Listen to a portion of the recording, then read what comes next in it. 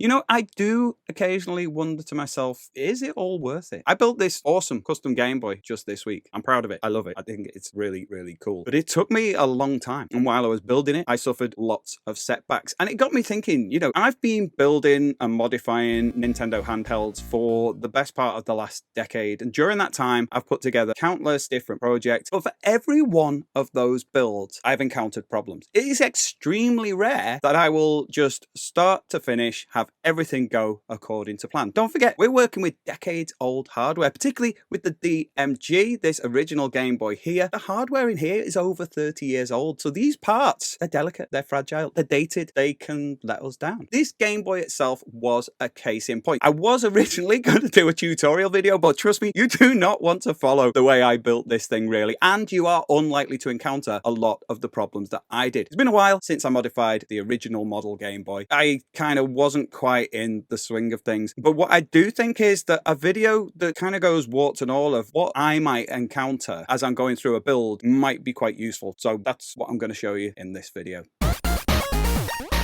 So I was working from a decidedly old school build. I used to love being able to build in various different electronic components. There's like toggle switches on top for flicking on and off the backlight and the speaker. There's the extra audio jacks. I used to love all that kind of mad professor stuff with my builds, but I prefer a bit more of a clean aesthetic these days. So it was funny when I opened it up and there was just wires everywhere. All you need when you're building a custom Game Boy is the rear motherboard and the audio jack PCB. That's pretty much it. Everything else now you can replace with modern components, which is awesome. So it did need a few wires desoldering here and there, but before long I had my motherboard and my audio board separated from the rest of the Game Boy, and I could move all those other parts to one side and take a look at all of the new gear that I had bought. Now in particular for this build, because the motherboard had been having a few power issues, I'd found these Robot Retro power regulators from Z Labs, and they are specifically designed to regulate the voltages when running on an IPS screen. And I have had issues with IPS screens flickering a bit in the past, so I thought this is a perfect opportunity for me to try one of these out. So in terms of the parts that I got for the build, we've got the screen itself, which is a funny playing RetroPixel Q5 IPS screen, pretty much the best one that you can get for the original Nintendo Game Boy. For that to go inside, you can get pre-cut shells, which have got the opening just to the right size for the screen, but you can use any shell, and that's what I did. I got a retro modding shell in translucent blue with a plan to trim out the opening to fit the screen. To keep with the blue theme, I got a glass lens with the aperture to the right size for the Q5 display in light blue with matching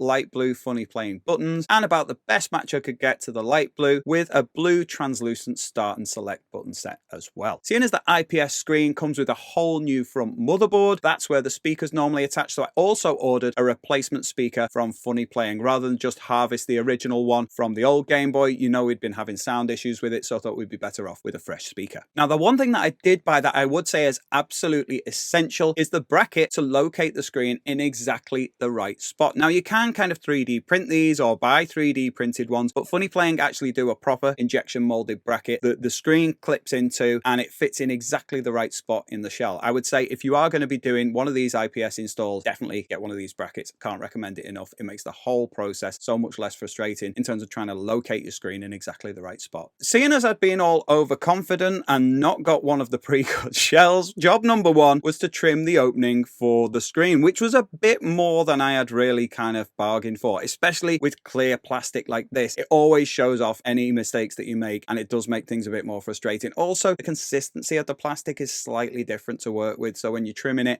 you have to be careful. You don't want any stress marks appearing or anything like that. So what I did was I looked on the Funny Playing instructions to see which part of it needs to be removed. In hindsight, I should have removed more, and you'll see where that came back to get me later. But what I did was I marked off with a Sharpie all the areas that needed to be removed. Then I kind of marked with a sharp knife all around the outside edge of that area. I used my snips to just clip in at each corner, and then a pair of pliers, and that will kind of fold, because where you've scored with the knife, you just sort of fold back and it'll split and it'll just snap those bits off. As I say, I could have done with doing that a fair bit bigger. Don't forget the lens is going to cover that whole opening area. So as long as the bit that you've cut out is within the area of the lens that you're putting over the top, you're never going to see it. So that's okay. Anyway, it won't be long before you see exactly why I should have trimmed a little bit more. As well as making the aperture wider, you have to remove 2 small screw posts from the top. So I did that with my snips. But again, because it's that translucent plastic and you see it from the outside, I had to tidy it up a little bit with a sharp knife afterwards just so it looked great from the outside too. So once I knew the shell was ready, well, I thought the shell was ready, my next job was to get the rear half of the Game Boy all ready, which involved putting the new power regulator onto the motherboard. So the first thing I did was prepared some wires. Now actually getting the wires all soldered to those 2 separate bits and getting them in the right position and the right length was really fiddly. It took me ages. So if I did this again, I would just use the original wiring that was in the Game Boy, remove the old power board and solder the new power board onto those. Anyway, there are 4 wires to solder. It's not too difficult. They're fairly evenly spaced and the wires are fairly substantial. So it's not too challenging to do if you thought about doing that, and the soldering might put you off a little bit. So in terms of assembling the rear half of the Game Boy, what you need is a ground shield. That didn't come with the retro modding shell, but I just got one from an old Game Boy. Put that in. It's held in place with 4 screws. Then make sure you put the power switch in place before you lower the motherboard in, because the motherboard kind of locks that in place, and if you forget, you'll need to take everything out to put that in. So the power switch goes in, the little plastic slider that comes with your button kit. Then the motherboard sits in place. That's held in place with 2 screws. Voltage regulator just slots into the lower half of the shell near where the battery compartment is. I had to do a little bit of wiggling to get the wires to go in place, but once it was in place, it was all nice and secure. The next thing that would normally need to go in place is the audio board with 2 screws. But in this case, I was going to be doing what's known as a Pro Sound mod. Essentially, you're bypassing the headphone amp to get a clearer sound. So what you do is just clip away the 2 wires that are on the left. There's 2 solder points on the board at the bottom. You solder those. They connect to 2 points on the volume potentiometer, which is just a little volume dial on the side. You connect to the left and right signals there. And depending on which points you use, it either gives a direct audio or you can control it with the volume dial, which is what I did. It's what we call post-pot. It's after the potentiometer where you've got the audio signal, and you can have it on full volume,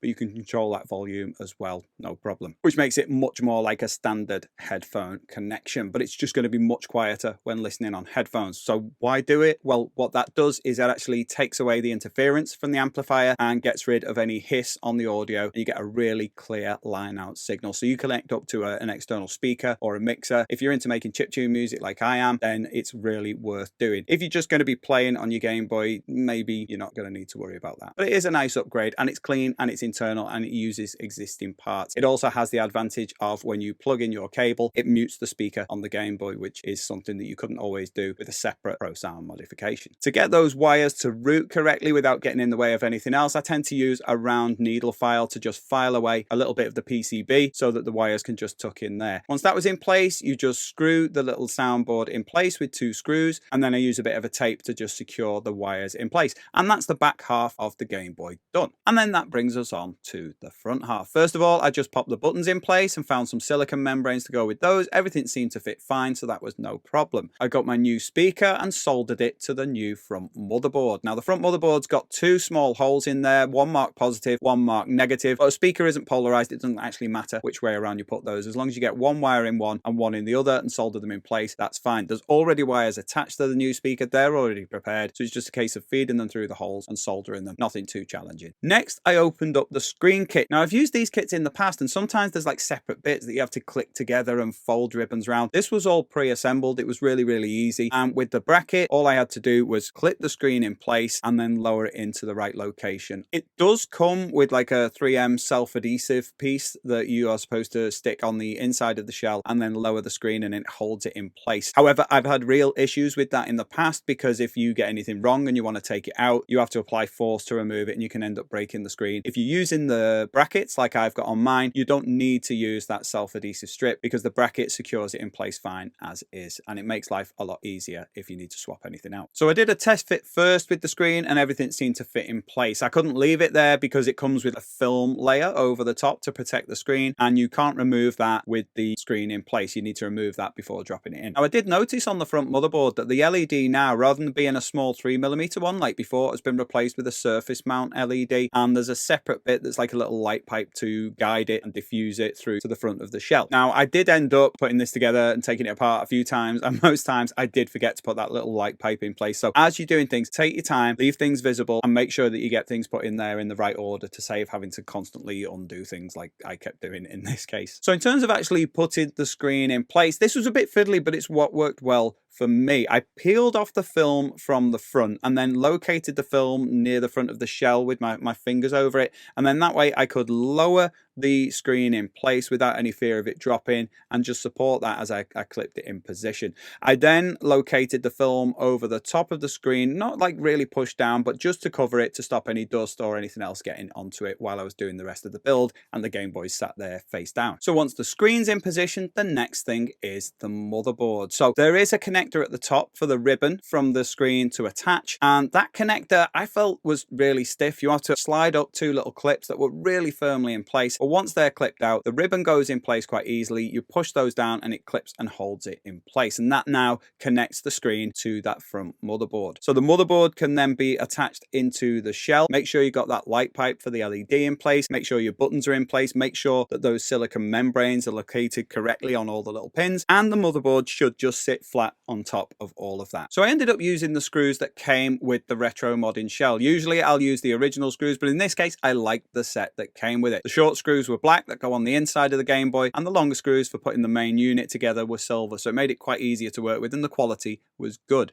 Now in terms of screwing the motherboard in place, what I did was use the screws in all of the lower holes but leave the top 4 without screws in. In this case what you're doing is you are securing everything in position where the buttons are, where that pressure is going to be applied, but at the top where the new delicate screen is going to be, we don't necessarily want to apply any excess pressure on there that we don't have to. So I would leave those top 4. The motherboard will hold the screen in place, and when the whole unit's put in together, everything will sit as it should. So at the top was a little touchpad. I'm not entirely sure what it was for. I didn't look into it too much. There's also a couple of contacts where you can solder. One's marked power, one's marked touch. So maybe there's something where you can wire up some touch controls to change the brightness or something like that. But from past experience, sometimes when I do things like that, I end up accidentally knocking them all the time and changing the display from something I don't want. And what I found is that the button on the side where the contrast dial is tends to do everything that I need it to do anyway. But although there was the touchpad there, I thought I may as well put it in position anyway, and it wouldn't quite fit flat against the top of the Game Boy, so I got a bit of Kapton tape, put it on the back of the pad, put it in place, and then just used a spudger to stick it in position so it wasn't at least bothering me that it was flapping about inside. And next, my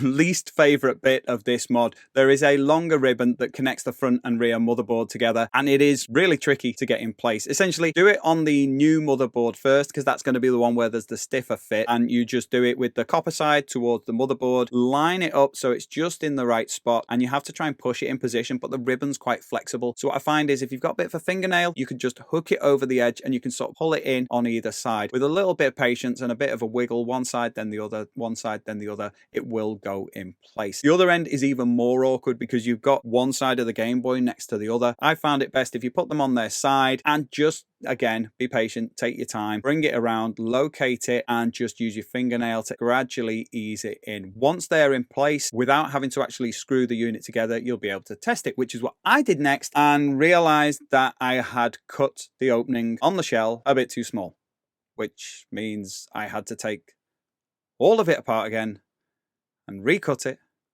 and then reassemble it. So obviously I was thrilled at that.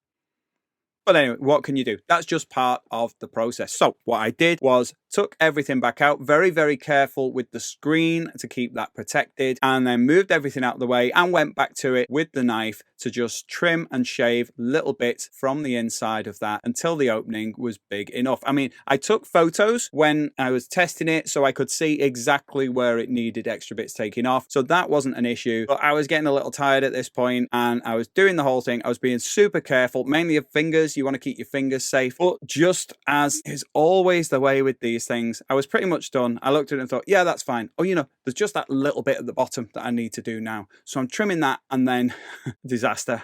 I somehow slipped with the knife and put a big scratch right down the front of this brand new shell. I could have cried. It's just one of those moments where you're like, I just feel like throwing the whole thing in the bin at this point. But these are those lows that make the highs so good. But when you end up with something that can't be fixed, like the only way to fix a scratch is to just get a new shell, which would involve ordering a new shell, which would involve me being patient, which is never going to happen. It takes me a while to get around to these projects, but once I start, I want to get them done. I did mention earlier that it is soft plastic. So although the scratch looked awful at first, a little bit of careful pressing with my fingernail and then rubbed down with a cloth, it's still visible, but it actually wasn't as bad as I feared it might. So I figured I may as well forge on ahead, build the whole thing. If I couldn't get over that scratch, I can always just buy a replacement shell, which is actually pre-cut next time because, once bitten and all that. Beyond that point, the build should have been relatively straightforward. I'd cut it, so I knew how to reassemble it. And that all went really well. I'm not going to go through that whole process because I've already told you once. So when I got back to the point where it was all together and ready for testing, I switched on and the screen looked much better. But one thing I noticed was I wasn't getting that little when I switched on. I wasn't getting any sound. That was an issue. That was a concern. I tried turning the volume all the way up, still no sound. I tried connecting an audio cable and a speaker, and that worked. So I knew I was getting sound, and the issue was lying somewhere with the speaker. I thought it might be that new speaker. I haven't soldered it properly, so I added a bit more solder onto the joins on the back just to give it a really good connection. Nothing. Got an old speaker, desoldered the new speaker, attached the old speaker, still nothing. And then I just had to have a bit of a closer look inside because I'd tested the Pro Sound mod, that was okay. And I just checked any wires involved with the audio process. And it turns out that one of them was kind of pretty much on its last legs. It sort of almost broken off. So that was that. At least I discovered what the problem was. So I just clipped off those two wires that were connecting the motherboard to the audio board, desoldered all the joins, removed the bits of wires, got two new wires, prepared those, put those in place, and got it all working. So yes, it was about another half hour that I could have done without, but this is my hobby and it's like solving puzzles. If it was dead easy and I just got the parts, put them together and I was done, I'd have got bored of it long ago. It's these setbacks that keep me coming back, strangely enough. So anyway, with that done, I knew the screen was fully visible, I knew we had sound, I could put it all back together, and I'd have my Game Boy all done. So I put all the parts in place, carefully located the front and back shell, made sure that they fit without any excess pressure on the screen, put the new screws in, put the batteries in, went to switch on, tried to switch on. Just about got it to switch on, but it was a really tight fit with that top switch. Something was wrong. And on closer inspection, it turns out, I don't know whether it's an incompatibility in terms of the shell or in terms of the buttons, but the power switch was just that bit too big at the top. So when I'd screwed it together, the shell halves were pushing against that button. It was very difficult to move along. I needed to remove a bit. Anyway, it gave me an excuse to use the new sanding block that I got from Lidl earlier this week. So, we've got those silver linings. So I opened it up again, had to kind of disengage the motherboard a bit to access that switch part, just kept rubbing that down until it was slightly smaller, and then put it all back together again, and thankfully it finally worked. So one of the last things you have to do is also one of the most nerve-wracking. There's a self-adhesive layer on the back of the glass lens which you have to peel off, but there's also a central section and you have to kind of try and remove that from the rest of the adhesive area without ending up fumbling and getting any fingerprints or bits of sticky goo on the back of the lens where it's visible. But take your time with that, be really careful, and it will come off. It's just a little bit nerve-wracking. After that, just carefully lower the lens in place, put one edge in position, make sure it's centered, and then carefully lower it. And with the film on top, you'll be able to just apply pressure to all the bits where the self-adhesive layer is, and it'll secure in place fine.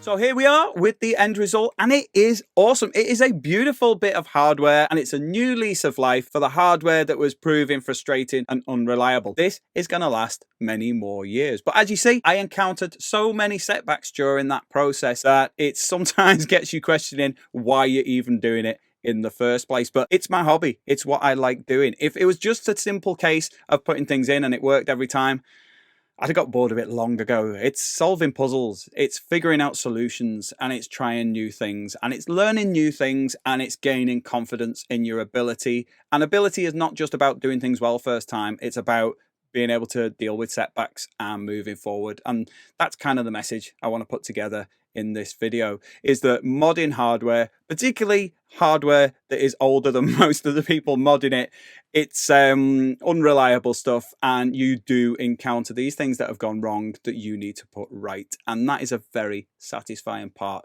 of what we do. All the parts for this build I bought from Z Labs. So if you want to try something like this out, you go onto their website. If you use the affiliate link I've got in the description, you will get a little bit of money off your order, and you'll also be supporting my channel. So if you choose to do that, thank you very much. I do plan on doing another video to give myself something of a redemption from what I've learned during this process. I'm going to plan carefully, I'm going to get all the parts I need, and I'm going to do a tutorial that takes you through all the steps. So if you're interested in that and there's anything that you want to know in advance, let me know in the comments and I'll try and address that. If you enjoyed the video, please leave a like. If you want to see more like this, despite my ineptitude in this video, then I'd appreciate it if you could subscribe, sign up for notifications. I've got new content coming every week. But that is it for now. This is Joe Bleeps signing off from the shed. If you want to keep watching me, there's some more content popping up here. Otherwise, I will see you in the next one. Bye.